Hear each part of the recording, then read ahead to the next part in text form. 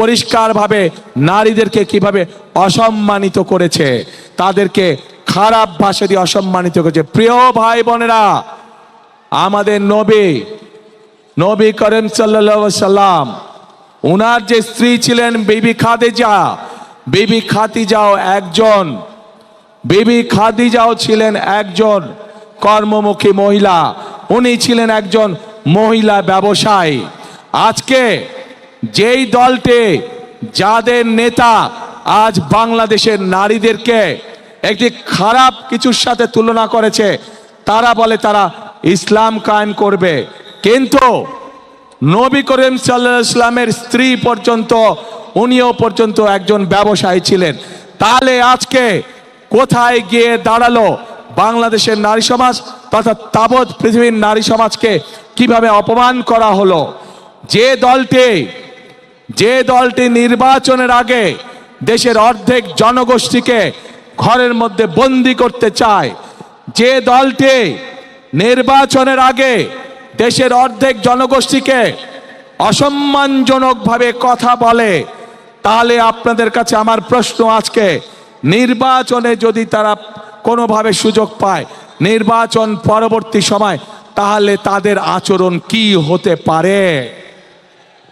কাজেই প্রিয় ভাই বোনেরা, এরা শুধু নিজের স্বার্থের কথা বোঝে, এরা ধর্মকে ব্যবহার করে নিজেদের স্বার্থ রক্ষা করার জন্য।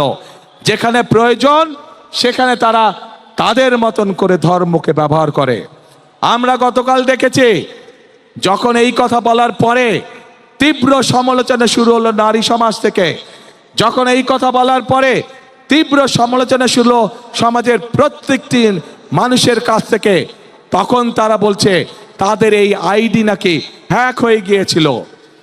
প্রিয় ভাই বোনেরা, এই বিষয়ে যারা বিশেষজ্ঞ তারা পরিষ্কারভাবে বিভিন্নভাবে বলেছে যে আইডি এইভাবে হ্যাক হতে পারে না। একটি রাজনৈতিক দলের একজন সিনিয়র নেতা জনগণের সামনে নির্বাচনের আগে এইভাবে মিথ্যা কথা বলছে, দলটি পর্যন্ত মিথ্যা কথা বলছে, তাদের আইডি বলে হ্যাক হয়ে গেছিল, অথচ আইডি হ্যাক হয়নি তাদের। কাজেই এরা নির্বাচনের আগে নিজেদের স্বার্থ সিদ্ধির জন্য মানুষের সামনে মিথ্যা কথা তুলে ধরছে, মিথ্যা কথা তারা বলছে। এদের একটাই পরিচয়, এরা মিথ্যাবাদী। এরা নিজেদের প্রয়োজনে নিজেদের স্বার্থেরা মিথ্যা কথা বলে। যারা মিথ্যা কথা বলে, হাজারো লক্ষ কোটি মানুষের সামনে যারা মিথ্যা কথা বলে, যারা বিশেষজ্ঞদের মুখের উপরে মিথ্যা কথা বলে, এরা আর যাই হোক, এরা দেশদ্রোহী হতে পারে না।